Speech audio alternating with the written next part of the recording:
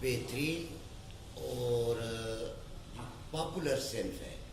آپ انگریزی ادب میں دیکھیں تو چارلز ڈکنس کا جتنا بھی کام ہے وہ کیریکیچر بناتا ہے، خاکے بناتا ہے، کچھ مزاحیہ، اور اس کے خاکے تو ایسے ہو گئے ہیں کہ انہوں نے مثال کے طور پر مسٹر اسکروج ایک کنجوس آدمی کا خاکہ بتایا ہے، اور اسکروج کا لفظ انگریزی لغت نے اپنا لیا ہے.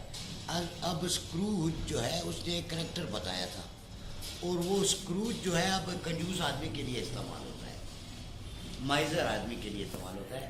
یعنی اس کے خاکے کا مسٹر اسکروج جو اس کا خود وضع کردہ لفظ ہے اتنا پاپولر ہوا کہ وہ انگریزی لغت کا حصہ بن گیا. اس طریقے سے ہمارے ہاں اردو ادب میں بھی بہترین خاکے لکھے گئے ہیں.